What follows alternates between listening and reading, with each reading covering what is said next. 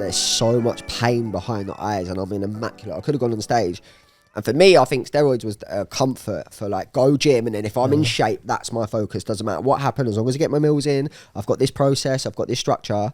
I know that feeling where like everything else can be going wrong, but as long as you're in good shape, it feels like you're kind of moving in the right direction. Yeah. But you're not. Yeah. It makes you feel productive. Yeah. But like you're masking everything else by just being in good shape. Yeah. It works though. It does. But all that gets fed is your ego, and then everyone's on at you for being in shape and that, and you're getting that praise. But you got to remember, like, young scared Brad has just built up. This inner child is just in this this avatar that isn't actually. So my body, me as a human being who you look at as a front and attitude, wasn't actually connecting to the inner child that was screaming out for love and a cuddle. What's it like? You said a minute ago that you looked at a picture of yourself and all you could see was pain. What's it like looking back on the old Brad? Just thank that old Brad for everything. Like, thank you for carrying me. Thank you for getting me through all the hard times. Like, I thank the younger me, because I don't hold no hate. So, just touch back on the whole IB for thing. You said that you went out there to set someone up. What's the summit? Is it a business? What's going on? Yeah, it was a business. Yeah. Yeah, it was mad. It was crazy. Like, it was a great life with the boys. It was just making more money than I've ever known what to do with. A lot of paranoia, a lot of anxiety, a lot of hassle. Massive level that it went to. Would you say that you'd masked all the traumatic events that had happened? Yeah, 100%. Yeah. It got to the stage where, like, as long as I was sleeping with many and making money and being in shape, nothing else mattered. It felt like it was going in the right but to me, that became the normal. Yeah. That became the normal, to live that life and make temperature gauge had risen to like that being like a normal state. Yeah, I would look back at people when they're getting up and going to work and they're fucking dreading what they're doing. I just think you're morons, mate. Yeah, I was the moron. But the thing is, I can't help but still feel like that now, even in hindsight, where I look at people that work shit jobs and don't enjoy it, and I'm just like, why'd you do it then? Yeah, but everyone, it's the money. I don't give a fuck. If I had to, universe, I'm not putting this out to you, if a job that I hated I was doing, I would go back to my parents' house, and I would just become a person I admire and then just give that person to the fucking world. But everyone automatically thinks that you go into a job and that's how you meant to live life. And touching back on learning everything, that is one of the things. But I was lucky because my dad's a grafter, but I saw what he had to do to create what he did, and I was like, I'm not doing that.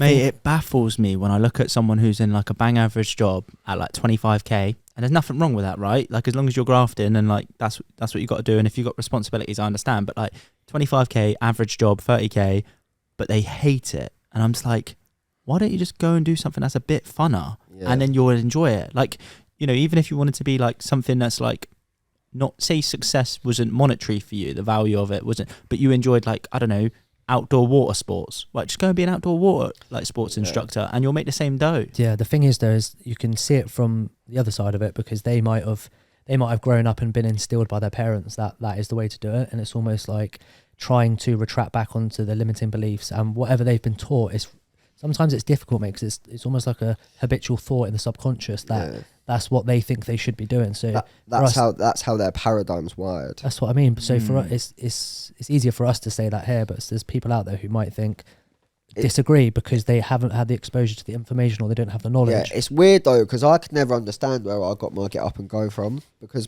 must have been your dad, no? Yeah, the get up and go was there from my dad, but do you think it might have been the bullying? Yeah, the individuality was probably came from the bullying and not being normal. Because if you look at it, my brother went and worked on building sites. He was getting up. I was hearing him get up at like 5-6 o'clock, mate. And my dad was like taking him to work, sorting him jobs. And then when it come to me, I was just like, absolutely not. There's no. I was like, it doesn't make sense, to go out for warm, cozy bed to go and stand on a building site. And I've done one day, and this geezer rocked up in a brand new BMW. Didn't want to get his shoes dirty, getting out of the car to go into the office across this fucking building site. And I'm sat there like a mug cleaning bricks. Fucking once I've done it, and I literally turned and I left straight away. And I was like, no, mate, not a fucking chance. Mate, I had to work on site when I was like 16, and I had to carry these fucking cement blocks up two sets of scaffolding. And I always remember I got a cherry picker and loaded the cherry picker up with like 12, and then like put it up to the top, and obviously saved myself like all the aggro and like the fucking riskiness of going up this ladder in like boots that were two sizes too big for me. And the bloke there started having a massive go at me, and I just remember thinking, like, you're a fucking idiot, mate. Like, I've done 12 bricks in the same time. Like, yeah, it was never ever for me. I just I could never do it, man. The thing is, though, you learn quite a lot working on a building site. I worked on a yeah. building site for years, and you do actually learn graft, and also you learn the fact that you have to start from the bottom and actually work your way up. Yeah, hierarchy. my dad's There done is. that. My dad started at a labourer, and then just now he's like one of the top boys at his gaff. Mate, there's nothing worse than being a T-boy on site. Nah, definitely not. I used to like it. Yeah. I'd be At like, least, at least you get a little bit of time off. At least the fucking office was warm to make a tea, mate. I'd go and get the teas, mate, when I was on site. I'd be in there for about 45 You minutes. tee it up 20 minutes before break time. So I'll go sort out, boys. So just to pull back, mate, you're in Ibiza. Any Spend the year out there. Any mad nights out there? All of them, mate. Yeah, like so we were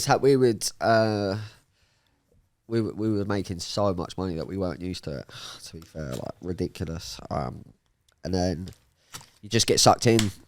You know, it become the normal to do like 500 to $1,000 on a night out, and then you live that lifestyle, and then the paranoia comes with it, and then Your ego, Through don't the get me wrong, roof. mate, your ego must have been huge. through the roof. You can't. I was probably the only lad in my city with my two best mates that were going out there and just doing the level of what we were doing. Do you know what I mean? And then Also out in Ibiza, like we've been a few times, like probably like the funnest place on earth. yeah, you can't. Like, the thing is though, when you go out and you're doing what we were doing out there, like you come back. When do you stop? Because you've got unlimited everything. So when do you call it a day? You just can't. Do you know what I mean? So yeah, but that was with my two best mates, and we actually met up over there last year for the first time since we've done a summer together. We actually managed to get a weekend together, and it was the best experience with them two lads I've ever met. But it was also the start of our spirituality journey. Talk to us about that then. When you say, sorry, this time you went back, or the 5th year that you were in Ibiza was the start? No, my sixth year of doing a summer away was the Ibiza one, and that was actually the journey of like I actually started reading The Secret and The Power of Now, and I went over there because of when my nan passed away to have a decent mindset. So I started to get into personal development in between when my nan passed away and my last year of summer away. So I went out to Ibiza with this mindset that you can achieve anything.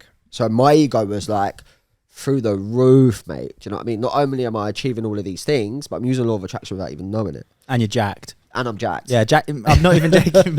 Being jacked makes such a difference, jacked and mate. tans, mate. You can't beat it. You can't. Even till this day, like it's gym 5 times a week and at least a sunbed once Standard, a week. mate. Yeah.